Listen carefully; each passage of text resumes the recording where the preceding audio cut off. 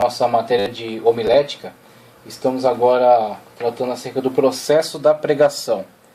Tá ok? O processo da pregação.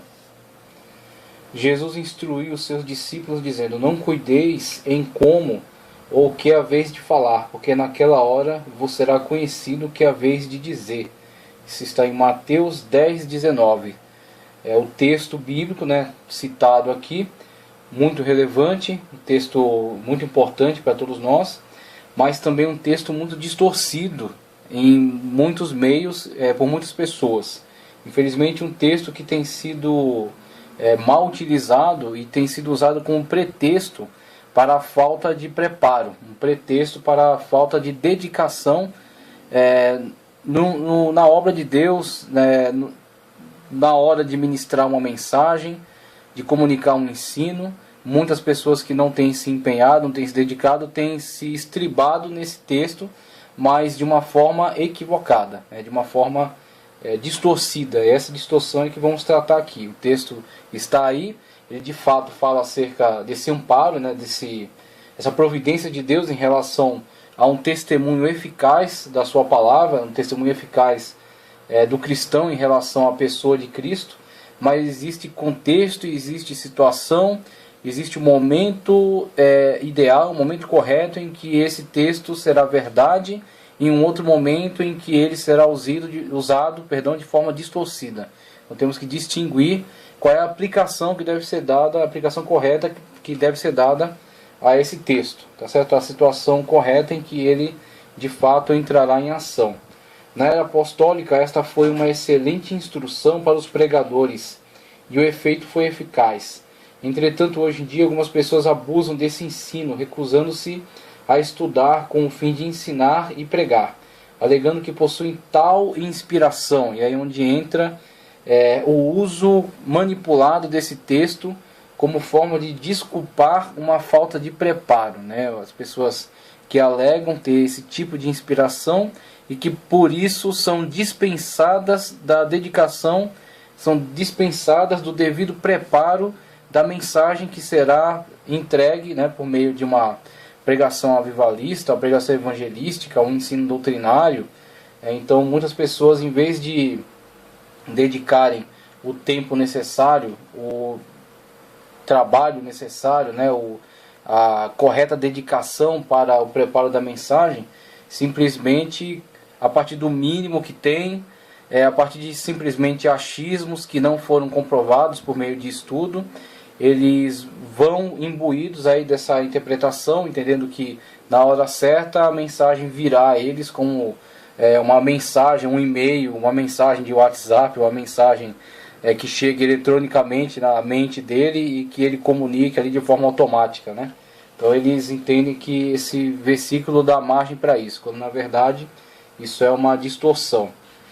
Recusando-se a estudar a fim de ensinar e pregar, alegando que possuem tal inspiração, mas geralmente sua prédica e seu ensino não trazem os sinais dessa inspiração, mas antes da negligência no dever de manejar bem a palavra de Deus, segundo ordena Paulo em segunda carta de Paulo a Timóteo, capítulo 2, versículo 5, manejar bem a palavra, ser um obreiro aprovado.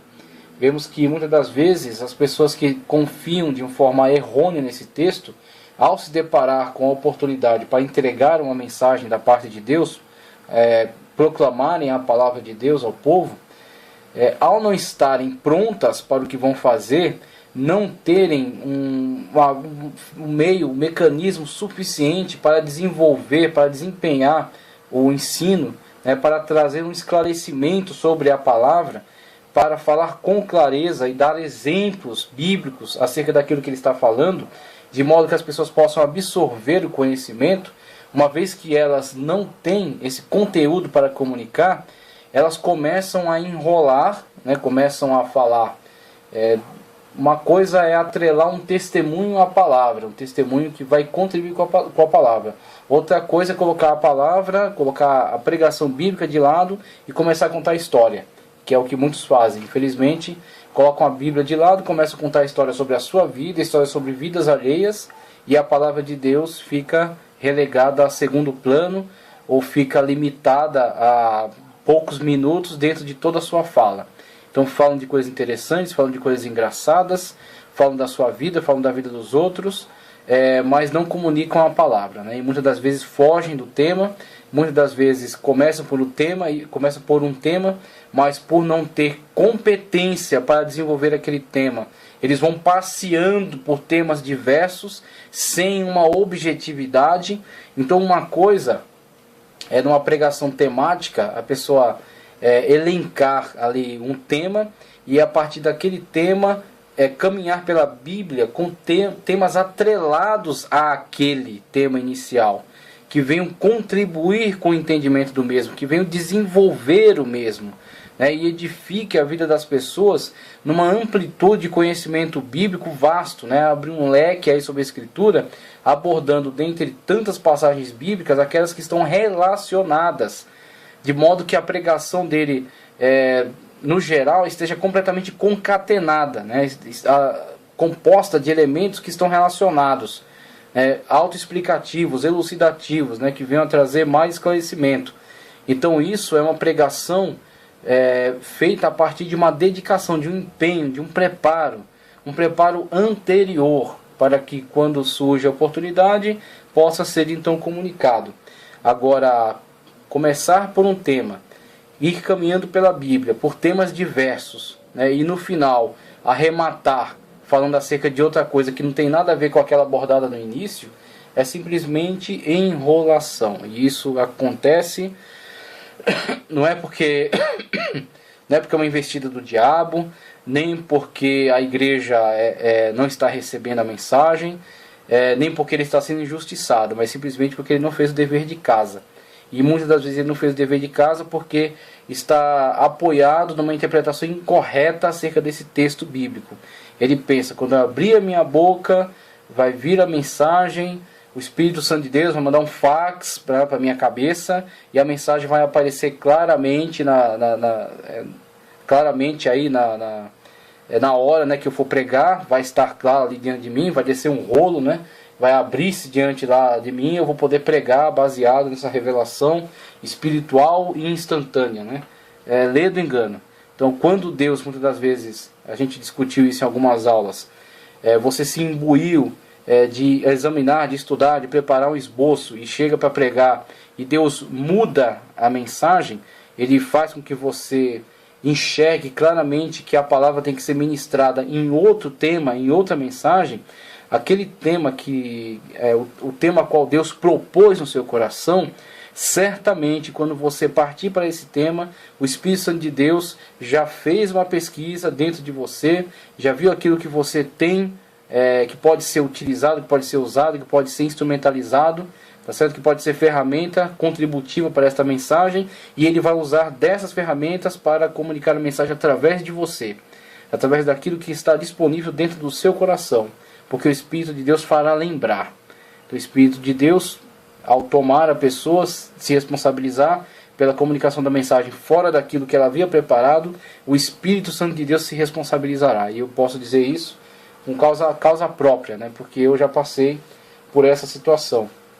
Mas Deus, Ele leva em consideração a dedicação, o empenho, o respeito, o temor que você tem pela obra dEle. Então, houve o preparo, houve o estudo, houve a dedicação, pesquisou-se temas, versículos, viu-se se estavam relacionados, e nessa prática, quando você age dessa forma, você está se preparando para diversas situações, para que você não seja surpreendido. Então, mesmo que haja uma alteração de tema, você sabe pesquisar, você sabe relacionar temas, você sabe utilizar-se de versículos diferenciados, você tem uma amplitude de conhecimento bíblico que possa ser ferramenta nas mãos de Deus, que possa ser ferramenta na mão do Espírito Santo de Deus. Então, esse tema que ele vai descrever aqui no próximo parágrafo, o que o pregador deve fazer antes de levantar-se para entregar a mensagem de Deus ao povo? Alguns sugerem que tudo o que ele precisa é tomar um versículo bíblico, lê-lo e explicá-lo. Mas como isso tem sido falho, o mensageiro de Deus, na escolha da mensagem, também deve considerar as circunstâncias das pessoas, preparar os materiais, falar com muita clareza para que o seu pensamento seja muito bem compreendido. É onde ele vai falar acerca da faísca criativa que pode resultar na labareda, né? No grande incêndio pentecostal, que é a mensagem pregada com ênfase, e a mensagem pregada com uma concatenação de ideias e com uma instrumentalização do Espírito Santo de Deus, trazendo inspiração ao pregador. Então o Espírito Santo de Deus traz a inspiração suficiente para que aquela mensagem seja pregada com ênfase, com autoridade, e para que seja comunicada com clareza. O pregador tem que também aperfeiçoar o seu instrumento de trabalho, que é a sua mensagem. Então o pregador que quer comunicar a mensagem tem que adquirir ferramentas, tem que adquirir instrumentos, tem que adquirir conhecimento bíblico, tem que adquirir conhecimentos teológicos para que possam contribuir no entendimento do conhecimento bíblico a ser proclamado, a ser pregado, né, a ser comunicado. Então o conhecimento bíblico central que é associado, né, que é elucidado por algumas explicações de cunho histórico, de cunho arqueológico, hermenêutico, que podem aí trazer mais clareza à sua pregação. Então são detalhes, não podem tomar lugar do principal. O principal é a comunicação do texto bíblico, inspirado, né, o texto bíblico impulsionado pelo Espírito Santo de Deus, pela inspiração do Santo Espírito de Deus. Mas ele pode ser corroborado por algumas ferramentas que são usadas para a explicação do mesmo, certo? Mas as ferramentas são notas de rodapé num texto maior. A partir do momento que elas começam a tomar o lugar do principal, há uma grave distorção e há um grande risco aí da mensagem não ser pregada com eficácia. É aquilo que a gente tem chamado aqui os pregadores almanaque, que se preocupam mais com as curiosidades do que com a proclamação do texto bíblico de fato. Então, falando acerca, aqui como a gente falou, da faísca criativa, ele vai trazer aqui, grande parte dos pregadores relatam que os seus sermões nascem num lampejo, como o riscar de uma faísca, que aqui chamamos de faísca criativa. Trata-se da percepção instantânea em que o pregador exclama: essa é a lição que eles precisam. Então, num momento, né, num instante, num insight, ele tem a sua atenção é chamada para aquele tema. E muitas das vezes essa experiência acontece durante a pregação de outros irmãos. Muitas vezes o irmão está pregando uma mensagem, o seu tema é tal, e durante a construção do entendimento sobre aquele tema, durante o desenvolvimento da mensagem, ele menciona alguns outros textos bíblicos que na sua mensagem são apenas elucidativos. E quando você está absorvendo aquela mensagem, aquele tema paralelo muitas das vezes chama a sua atenção e você pensa: se eu colocar essa elucidação que ele fez, se eu tomar ela como tema principal e usar estes textos para esclarecer, isso aqui pode ser uma mensagem poderosa da parte de Deus. E essa sensação é que é chamada aqui de faísca criativa. Então todos têm que estar muito atentos às diversas oportunidades em que o Espírito Santo de Deus te chama a atenção para um determinado tema. Durante a pregação de outras pessoas, tá certo? Durante a ministração de um ensino, durante o seu dia a dia, muitas das vezes o Espírito Santo de Deus traz uma meditação à sua cabeça. Muitas pessoas, em vez de dar lugar a ela, começam a pensar em tolices, bobagens, besteiras e acabam perdendo a grande oportunidade. Muitas vezes o Espírito Santo de Deus traz um tema à sua mente, você começa a refletir acerca dele e a partir daquele tema começa a desenvolver-se uma mensagem. Aí onde ele vai trazer o conselho aqui daqui a pouco, a que todas as pessoas que têm zelo pela obra de Deus, que querem comunicar uma mensagem, tenham sempre perto de si um pedaço de papel e uma caneta, um lápis, alguma coisa que você possa usar para naquela hora, quando vier a faísca criativa, você fazer o registro dela. Então você não vai conseguir esboçar toda ela naquele momento, mas você vai fazer um pequeno registro. Você fala: eu vou observar versículo tal, capítulo tal, de tal livro, porque tem uma mensagem para desenvolver acerca do filho pródigo, tem uma mensagem para desenvolver acerca das guerras de Israel, tem uma mensagem para desenvolver acerca do arrebatamento. Deixa anotado, põe no bolso, quando chegar em casa você desenvolve. Então a partir dali, a partir daquela faísca criativa, pode vir uma grande mensagem que venha impactar vidas de uma forma extraordinária. É isso que o pregador tem que estar sempre atento nessas oportunidades que são dadas pelo Espírito Santo. Às vezes isso acontece momentos antes de iniciar a pregação. Pode ocorrer através da letra de uma música cantada no culto, testemunho de algum irmão, de alguma legenda vista na parede do templo, ou até mesmo de uma saudação feita por alguém no transcorrer do culto. Mas também pode ocorrer quando o pregador medita nas Escrituras, inclusive ler a Bíblia. A gente tratou disso na matéria de métodos de estudo da Bíblia. Ler a Bíblia, ou melhor, como colocamos lá, examinar, que é muito mais importante do que apenas ler. Você lê um catálogo, você lê um gibi, você lê uma revista de qualquer tipo.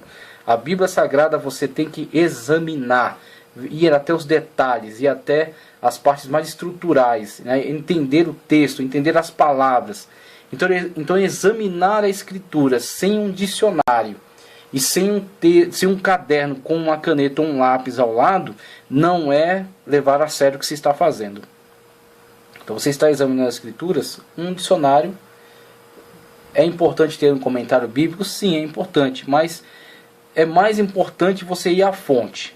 O comentário bíblico necessariamente trará o ponto de vista do seu autor. Então você tem que tomar muito cuidado com os comentários. Você também não pode ficar adstrito, né? Você não pode ficar limitado a só um tipo de visão.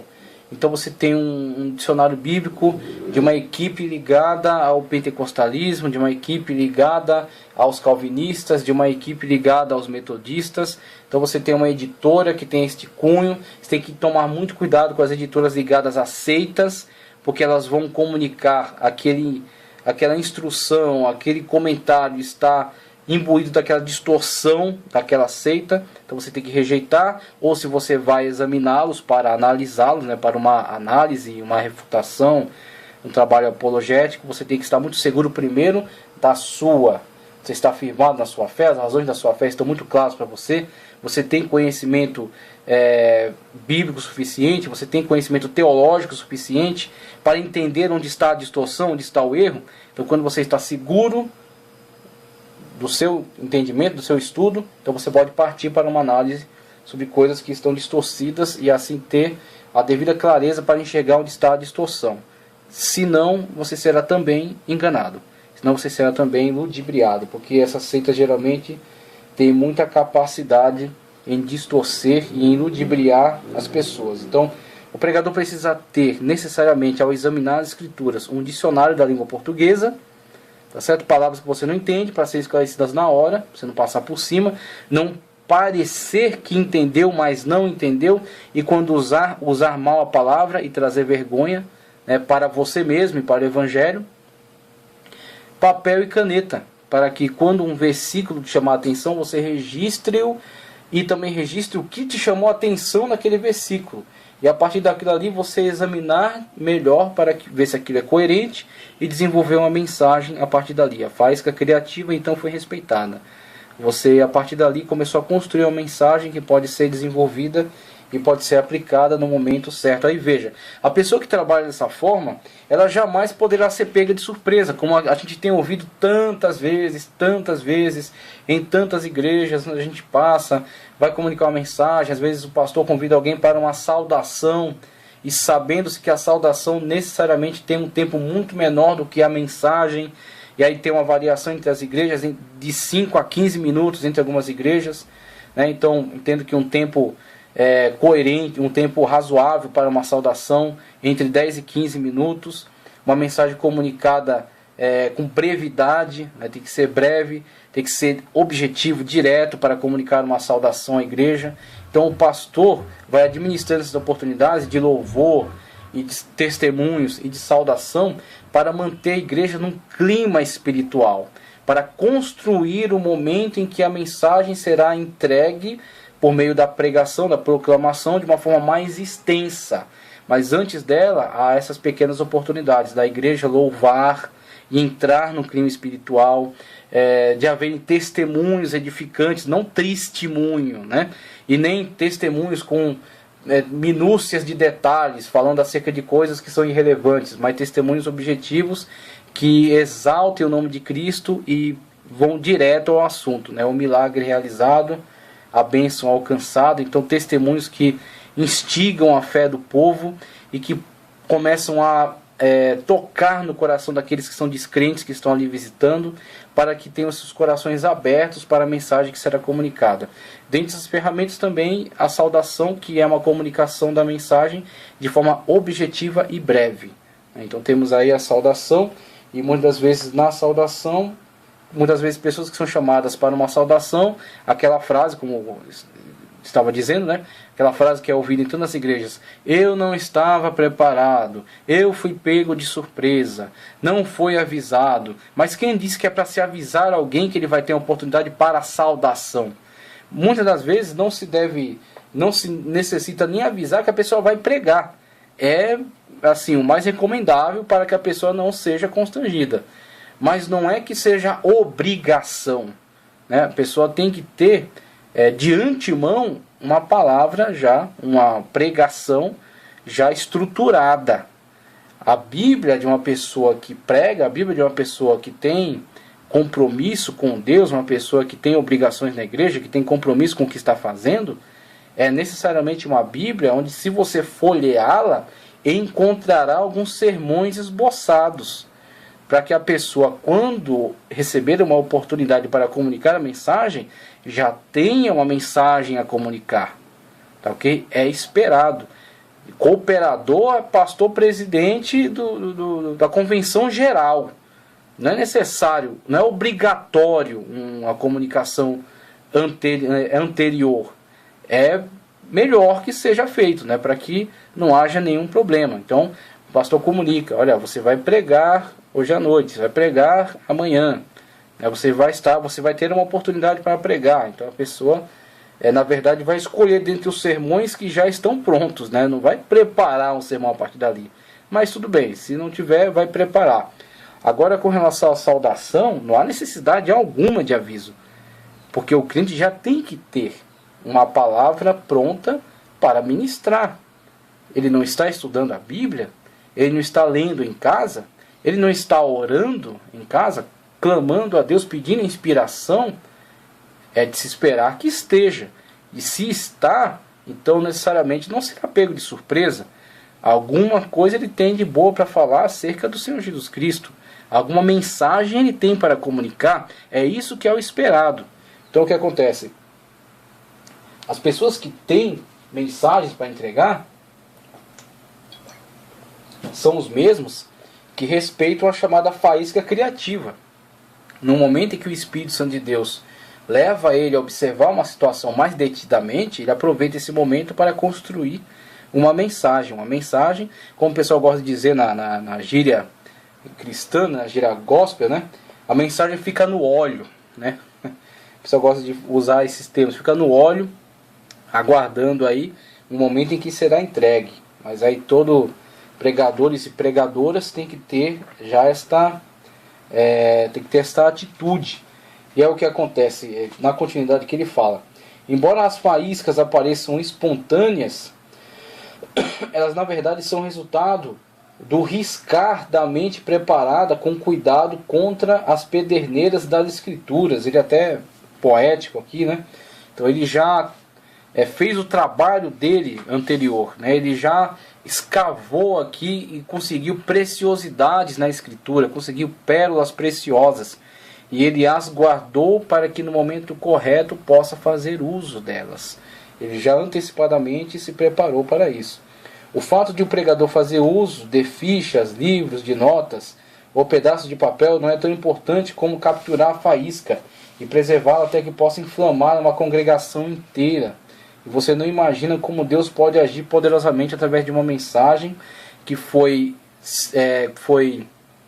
instigada no coração dele, foi devidamente analisada, examinada, foi construído um sermão de uma forma a trazer uma mensagem que tenha clareza, que seja bem desenvolvida, que alcance uma conclusão, tá certo? Que tenha início, meio e conclua de uma forma eficaz.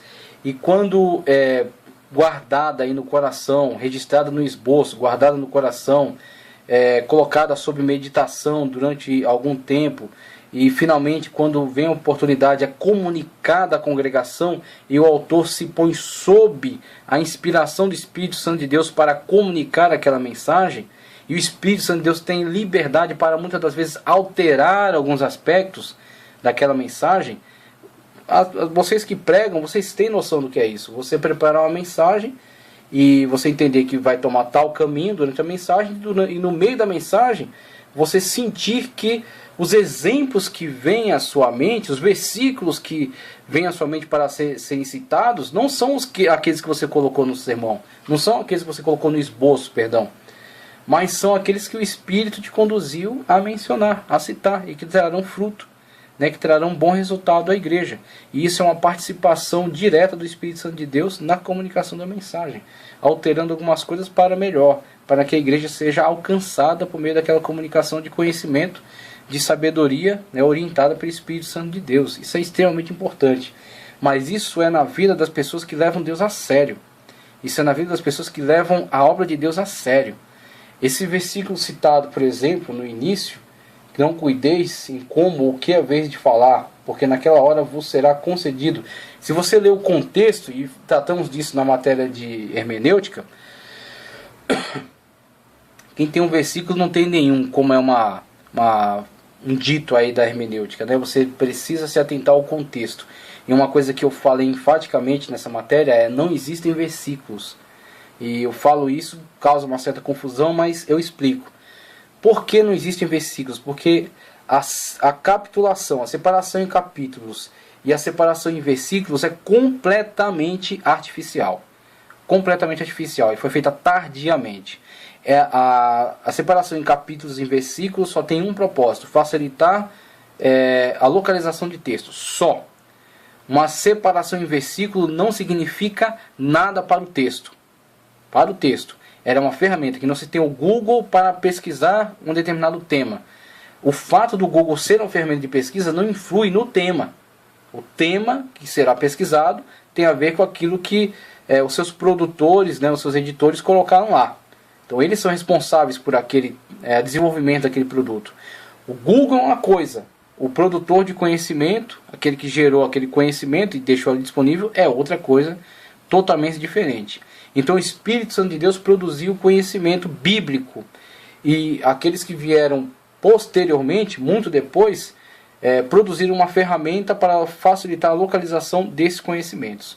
Então o versículo e o capítulo são ferramentas de localização só. Se aquele versículo está separado ali dentro daquele, artificialmente dentro daquela parte, né, começo e fim daquele versículo, aquilo não significa que aquele texto se encerre em si mesmo, que ele tenha um significado que seja autoexplicativo dentro de si mesmo, porque aquela divisão não existe para o texto. Então aquele versículo está dentro de um contexto. O contexto, sim, este é importante. E no contexto desse versículo temos a afirmação de Cristo, de que nós seremos levados diante de juízes, nós seremos levados diante de reis, seremos levados, denunciados, seremos julgados em algumas situações. E numa situação dessa, é cobrado do cristão de uma forma coercitiva, é cobrado dele de uma forma a tentar causar nele algum medo, algum terror, é cobrado dele que negue a Cristo, é cobrado dele que abandone a sua fé.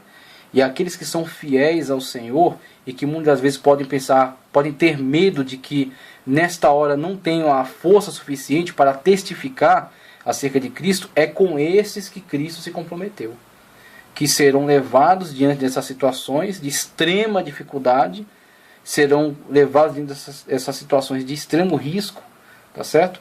E que dentro da capacidade humana não poderiam atender essa demanda, não poderiam vencer essa batalha, tá certo? Não poderiam se sustentar diante de tais ameaças. E é com esses que Cristo se compromete. Não se preocupe. Se você se manter firme, se você se manter fiel, é o Senhor que vai colocar na tua boca, nessas horas, nessas situações, nesse contexto, é o Senhor que vai te dar as palavras certas, para que você dê testemunho acerca de Cristo, para que você confesse Ele diante dos homens e Ele confesse você diante do Pai e dos santos anjos. É esse contexto, não é o contexto normal, o contexto natural da pessoa que prega cotidianamente na sua igreja e quer manipular a Bíblia para desculpar a sua preguiça, desculpar a sua falta de compromisso, desculpar a sua falta de respeito por Deus. Então esse versículo não pode ser manipulado para isso. Esse versículo tem o seu contexto exato. Tá certo? Ele está ligado a esse contexto. Agora, com relação àqueles que proclamam a palavra do Senhor cotidianamente na igreja, temos a responsabilidade desses com relação ao estudo, ao preparo. A responsabilidade desses com relação a aproveitar a faísca criativa colocada no coração deles para despertá-los para um determinado tema, e o estudo feito anteriormente, o preparo, a dedicação feita anteriormente às oportunidades de ministração, para que quando vier a ministração já haja a mensagem, já haja o esboço, já haja o estudo, já esteja pronto o exame detido das Escrituras, para que a mensagem seja comunicada com eficácia. Da faísca para as chamas não é apenas o processo de preparo e entrega do sermão, é também o ponto da pregação, o entusiasmo criativo. Se isso acontecer, a percepção de uma nova verdade, um novo aspecto da antiga verdade, provavelmente haverá uma alegria que se aproxima ao êxtase, quando Deus te mostra algo que é extremamente especial, né? Quando você vê